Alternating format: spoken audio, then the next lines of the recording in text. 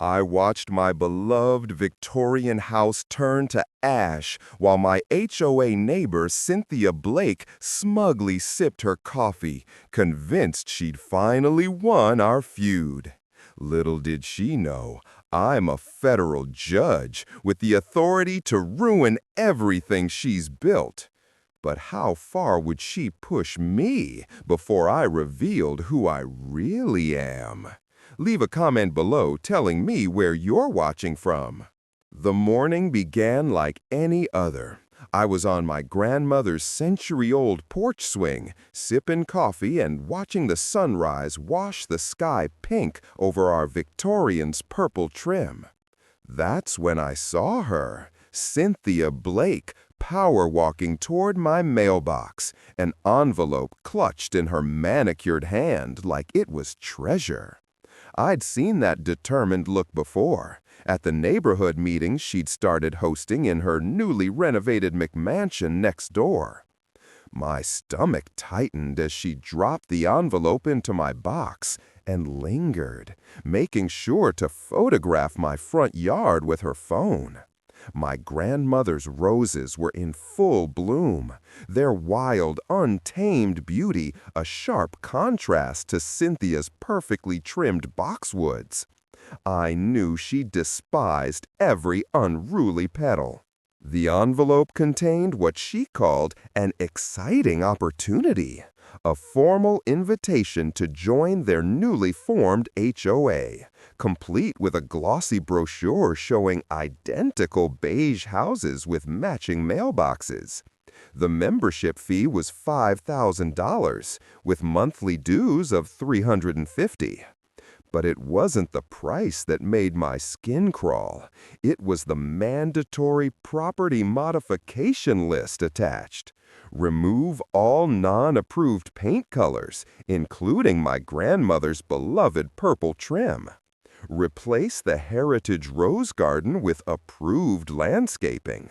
And take down the antique wind chimes that had lulled me to sleep since childhood. The morning began with Cynthia's shrill voice outside my window. "Look at that hideous purple trim. It's destroying our property values." I peeked through the curtains to find her leading a group of HOA members on what they called their morning inspection. My heart sank as they photographed every inch of my grandmother's cherished home.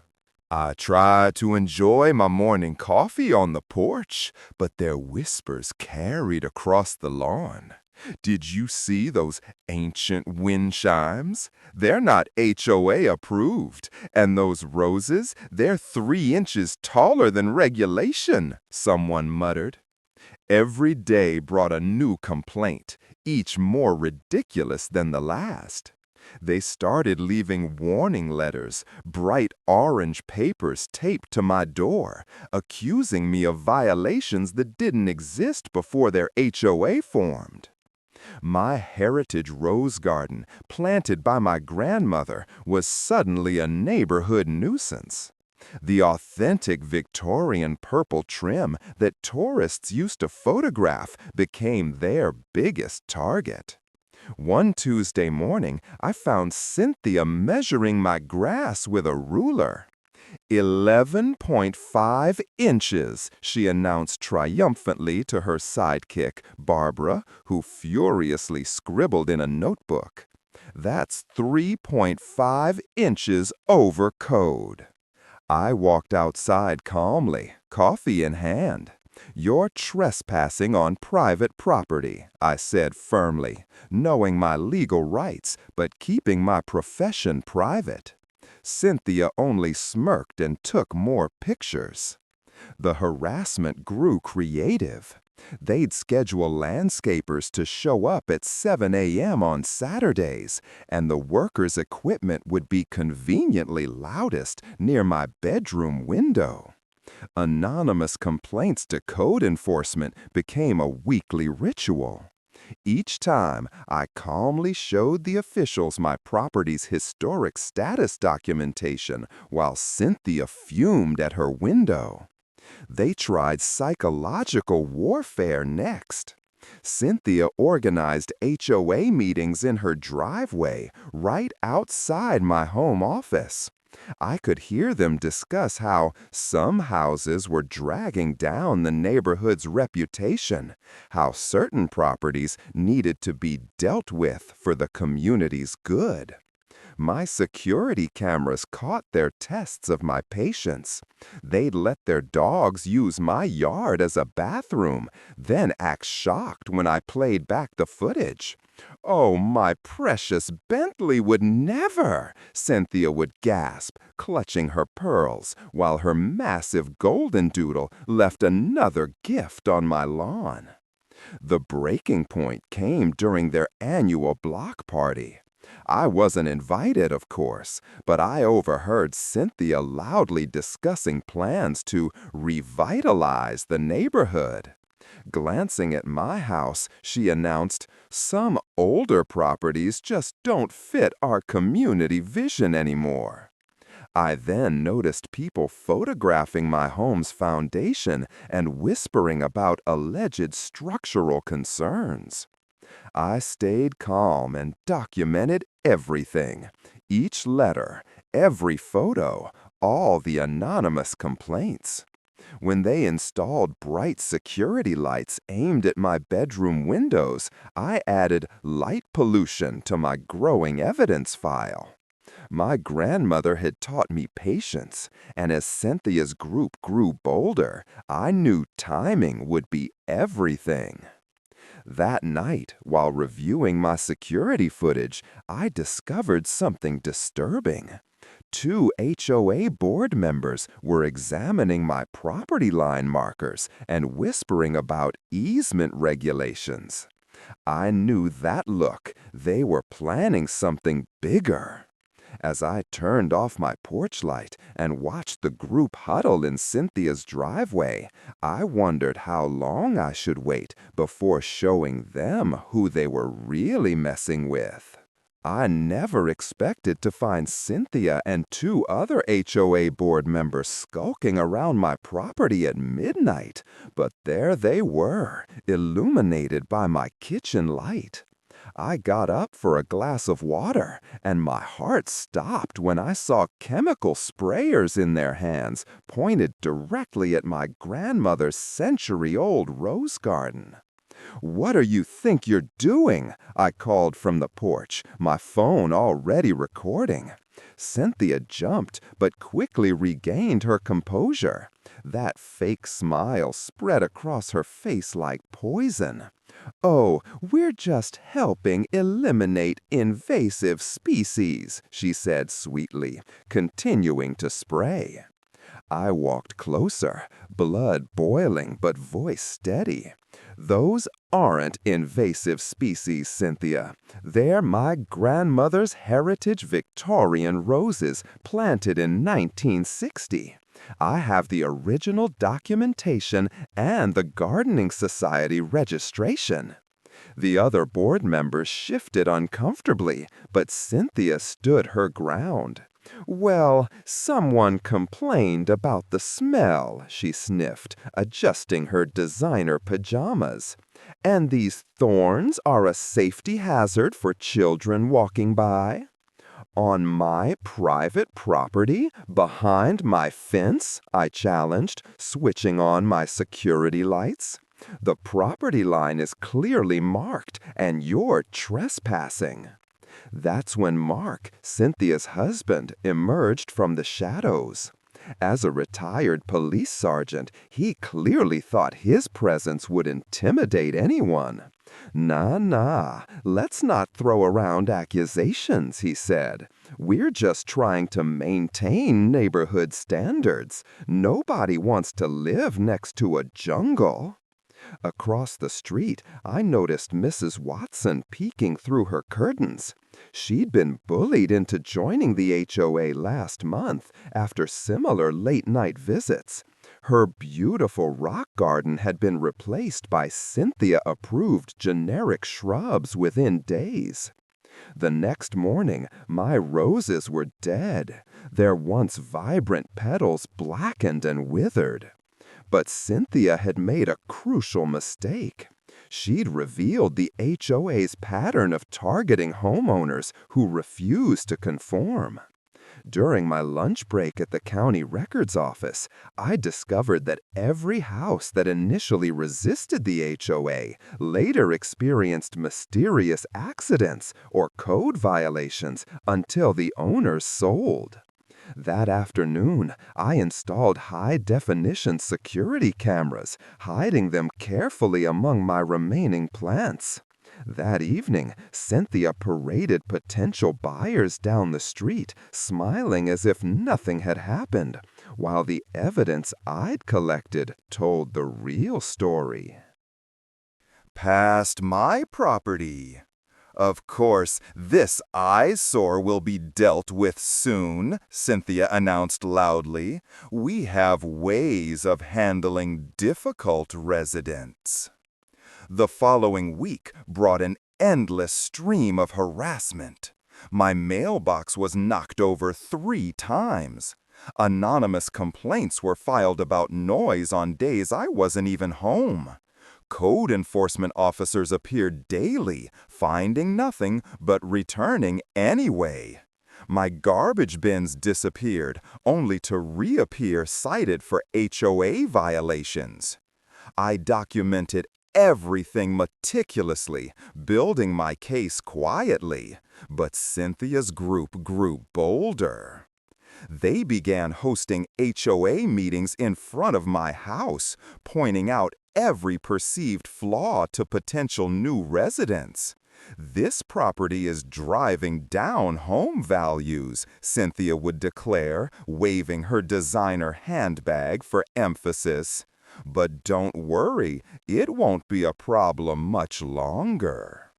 The final straw came when I caught them tampering with my historic fence posts, loosening them under the pretense of measuring the sidewalk. My security cameras caught Cynthia instructing her allies. Once these posts fail inspection, she'll have to replace the whole fence with our approved model. That'll cost her thousands, unless she joins the HOA, of course. That night, as I reviewed the footage, I noticed something strange. The HOA's so-called inspection team always included someone taking photos of my electrical boxes, gas lines, and utilities. They were methodically documenting every potential vulnerability of my home. But why? The pieces were coming together, and the picture they formed sent a chill down my spine. I knew I needed to act fast, but I couldn't reveal my hand too soon. What I didn't know was that Cynthia had already set in motion a plan that would change everything, a plan that would bring all my worst fears blazing to life. My hands trembled as I unfolded the morning paper. The headline shouted about how I had just sentenced a corrupt CEO to prison. The courtroom had been silent when my clerk, Emily, burst through the doors, her face ghost white. "Your Honor, your house, it's on fire." Those 5 words made my blood run cold. I threw off my black robes and raced down the courthouse steps, heart pounding against my ribs. 15 minutes, that's all it took to drive home, though it felt like forever. From 3 blocks away, I could already see the black smoke twisting into the sky. My stomach turned to ice. The gorgeous purple trim my grandmother had lovingly painted was being devoured by flames. As I screeched to a halt in front of my burning home, firefighters were already battling the inferno. The heat hit me like a wall. Ancient wooden beams groaned under the fire's assault. Everything my family had built over 3 generations was disappearing before my eyes. Through my tears, I spotted Cynthia standing in her driveway in designer yoga pants, sipping overpriced coffee as if watching a morning show. Her perfectly styled blonde hair gleamed in the sunlight as she chatted with other HOA board members. They weren't even trying to hide their satisfaction, whispering and pointing at different parts of my burning home. Fire Chief Martinez approached, his expression grim. "Ma'am, it looks like an electrical fire. These old houses, their wiring can be dangerous." But I knew better. Just yesterday, I'd completed my annual electrical inspection.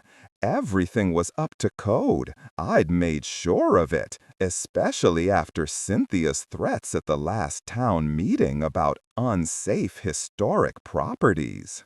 My security cameras. The thought hit like lightning. I pulled out my phone, hands shaking, as I tried to access the footage. The screen was blank.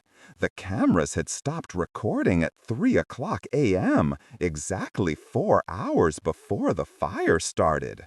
This was no coincidence. As I watched my home burn, memories flooded my mind. Learning to bake cookies with Grandma in that kitchen, celebrating my law school graduation in the garden, my first day as a judge. All of it was going up in smoke because I refused to bow to Cynthia's demands. Through the crowd of onlookers, I spotted two familiar faces, Mark Blake and Mike Peters, both HOA board members, trying to blend in. But their shoes betrayed them, the same distinctive work boots I'd seen on my security footage when my roses were vandalized. Now they were covered in fresh mud, or was it ash?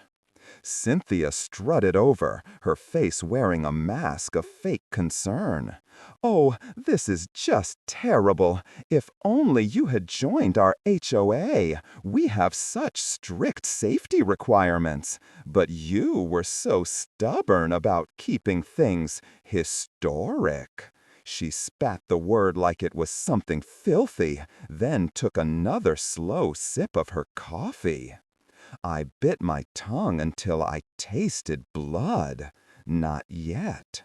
I couldn't reveal my hand yet. Instead, I watched her pull out her phone, typing quickly. Moments later, I overheard another neighbor chatting about a fantastic deal on premium land, newly listed in some exclusive real estate group. By the time the fire department finally wrestled the blaze under control, my home, my grandmother's legacy, was reduced to charred ruins. But it was too late. The beautiful Victorian windows were shattered, the hand-carved porch railings charred beyond recognition, and the roof had partially collapsed, a century of history destroyed in a matter of hours. As I stood there, watching smoke coil into the morning sky, I made a decision. Cynthia thought she'd won. She thought she'd broken me. Instead, she just made the biggest mistake of her life.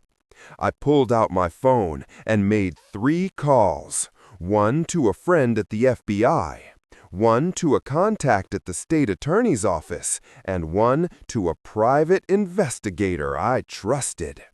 I caught Cynthia watching me, uncertainty flickering across her face for the briefest moment. She didn't know who I was calling, but something in my determined stance unsettled her. Good, let her worry. While my house lay in ruins, my real power had nothing to do with property and everything to do with justice. As the sun climbed, I picked up a small, charred sliver of the purple trim. Grandma used to say that sometimes you have to lose everything to gain the strength to fight back. Holding that scorched wood and looking at Cynthia's smug face one last time, I knew exactly what I needed to do next. First, though, I had to understand how deep this HOA's corruption ran. Standing in the ashes of my grandmother's home, I vowed that grief would become purpose. While Cynthia paraded through the neighborhood, spreading rumors that I'd burned my own house for insurance money, I was quietly pulling threads that would unravel her entire empire. My first breakthrough came when an old law school friend, now a real estate investigator, found a pattern. Every house that mysteriously burned in our county over the past 5 years had been sold to the same shell company. The owner? Tied to Cynthia's sister-in-law. My hand shook as I dug deeper into property records. Each page revealed a pattern too neat to be coincidence. I hired a private investigator who interviewed former neighbors who'd lost their homes. Their stories matched mine exactly. Join the HOA or face harassment, then mysterious accidents or fires.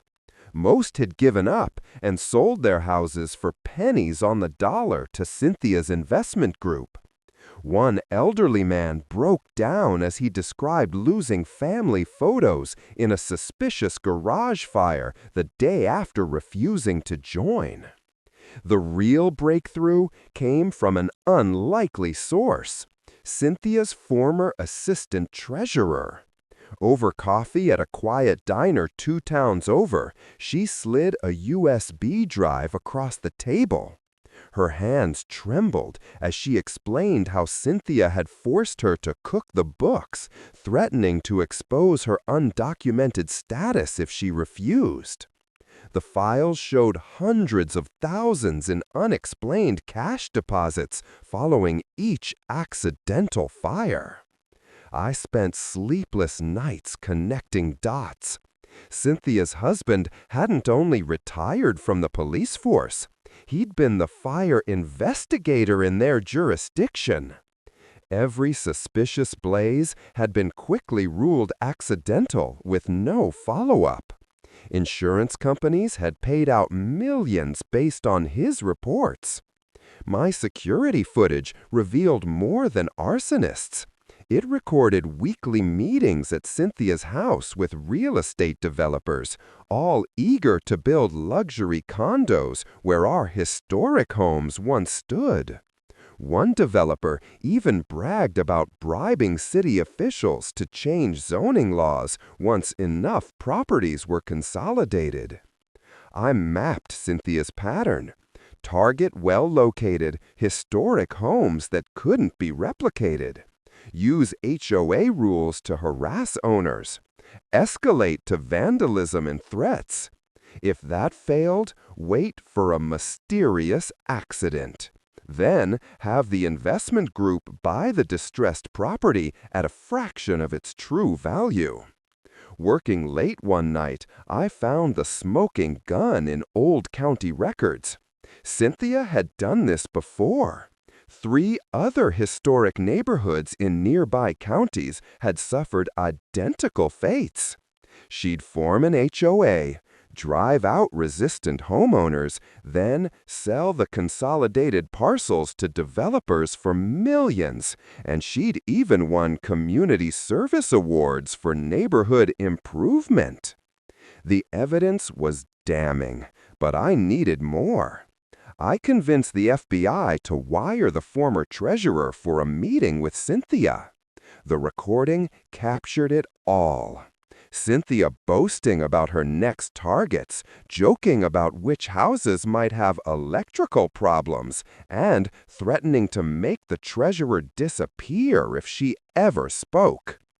Each day, I watched Cynthia strut through the neighborhood, planning her next move, while I secretly built my case.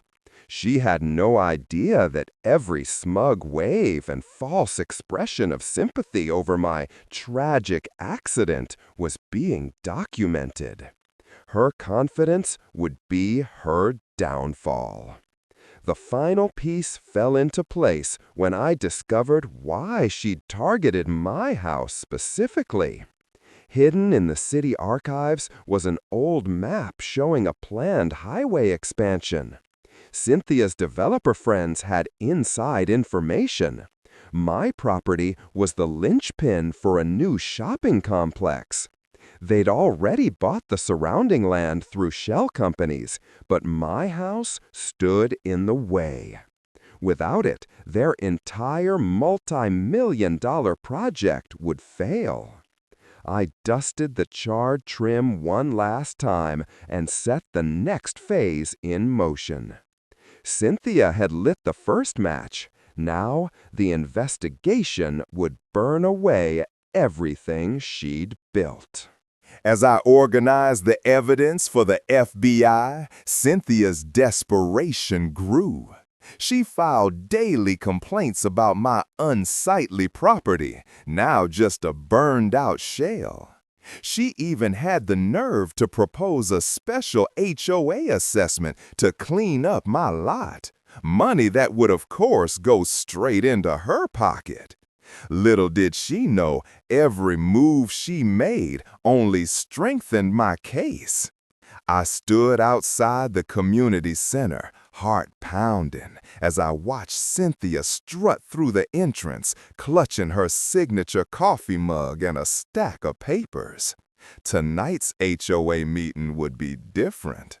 After 6 months of careful planning, I was finally gonna show her who she'd been messing with all this time. Through the window, I saw her setting up a PowerPoint, probably filled with fake violation photos and made-up rules. My hands trembled slightly as I touched my judicial robes, folded neatly in my briefcase. The weight of the FBI wire under my blazer reminded me that everything had to be perfect. The property at 247 Maple Street has been declared a public nuisance. Cynthia's voice boomed through the room as I quietly opened the door. As per our emergency powers, we'll be moving forward with immediate redevelopment plans. A chorus of uneasy murmurs rippled through the room. My neighbors, the decent ones who'd been too scared to stand up to her, shifted uncomfortably in their plastic chairs. "Any objections?" Cynthia smirked, scanning the room with her beady eyes. "No? Well then, let me show you our exciting plans for—" "I object, Mrs. Blake." My voice cut through the tension like a knife. Every head turned. I walked slowly down the aisle, heels clicking against the linoleum floor. Cynthia's smirk faltered for a split second, then she recovered. "Well, well, finally here to admit defeat. Your burned-out wreck of a house is an eyesore. We're doing you a favor, really." She took a long sip from her mug, that same smug smile she'd worn while my home was burning.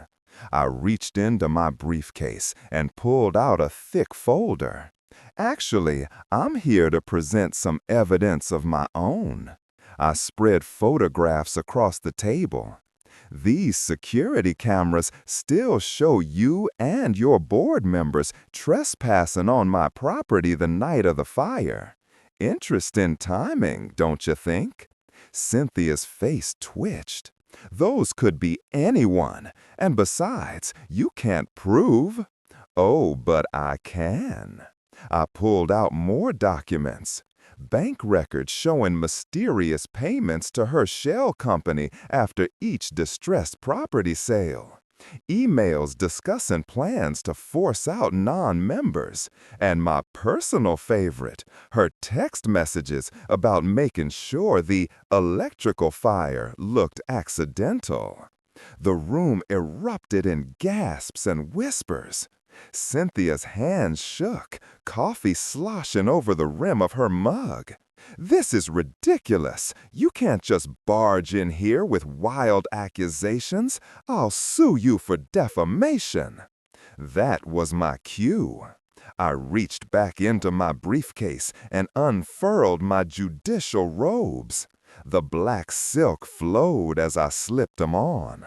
"Federal Judge Sarah Martinez," I announced, watching the blood drain from Cynthia's face. Her coffee mug slipped from her hand and shattered on the floor, hot liquid splashing across her designer shoes. She didn't even notice. "FBI!" Right on cue, agents burst through both doors, badges raised. Cynthia's husband, Mark, the retired sergeant who buried all those police reports, tried to bolt for the exit. He didn't make it 3 steps before being tackled.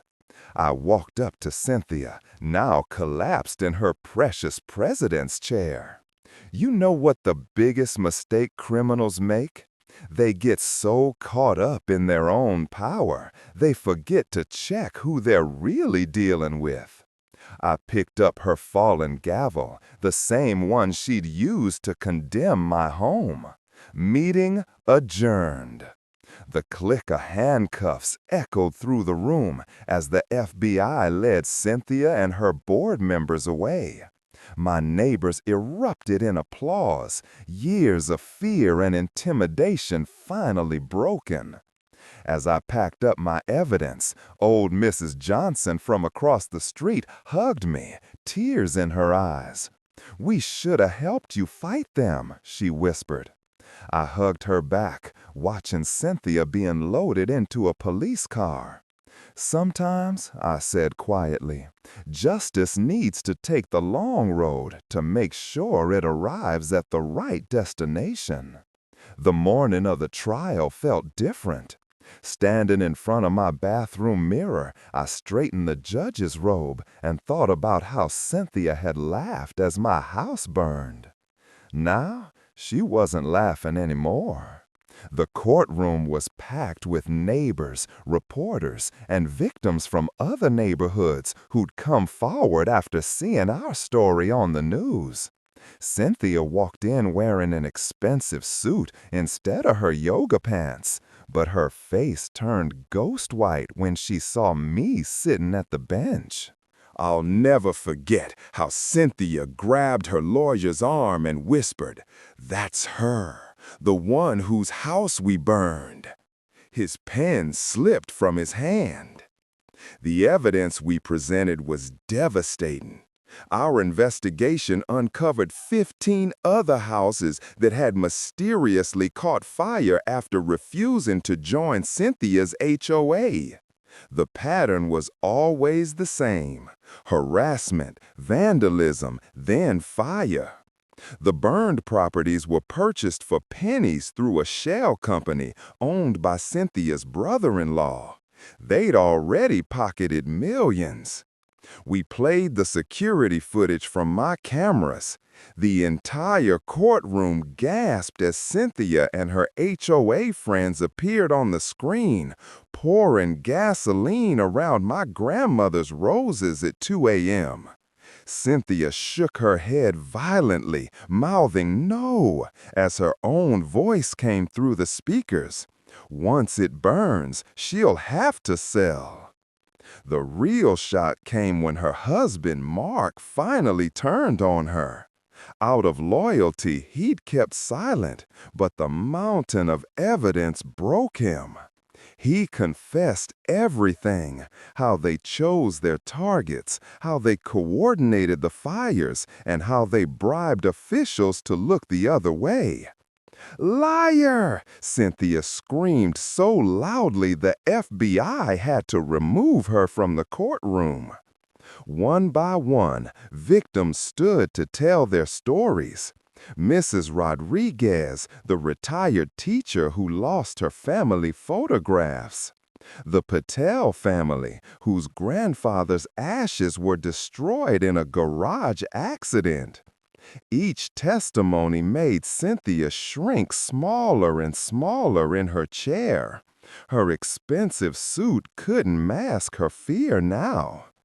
When I read the verdict, my voice didn't waver. 25 years for Cynthia, 15 for each board member. Their faces finally showed what they had refused to believe. No amount of money could shield them from justice. Cynthia tried to give one last speech about protecting property values, but I cut her off, just as she'd once cut off my pleas about preserving my grandmother's roses. That was 6 months ago. Today, I watch construction crews put the finishing touches on my rebuilt Victorian. The trim is painted the same perfect shade of purple my grandmother chose. And the rose garden is coming back to life, grown from clippings of the single bush that survived. Cynthia's former house was seized and sold to compensate victims. Now, a kind immigrant family lives there. Their children play in the yard where Cynthia once stood, snapping photos of my supposed violations. Together, we've created a true community association. Not a predatory HOA, but neighbors who look out for one another. We share food, stories, and laughter. Just yesterday, Mrs. Rodriguez brought her famous empanadas and showed me restored family photos her daughter salvaged from damaged albums. The Patel family now hosts our monthly gatherings in their beautiful backyard. Sometimes, when I'm tending my garden, neighbors stop to thank me. Not for being a judge, but for standing up to bullies. The local news recently ran a story about our neighborhood's transformation. They filmed in my garden, now alive with roses, and in the Patel's yard where children's laughter drowns out the memory of fear. On my courthouse desk, I keep Cynthia's coffee cup, the one she dropped the moment she realized who I truly was. It reminds me that justice may move slowly, but it moves surely, just like my grandmother always said. And every morning, I sip my own coffee in the rose garden, watching the sun rise through my perfectly restored purple-trimmed windows, knowing that sometimes the best revenge is rebuilding something even more beautiful than what was destroyed.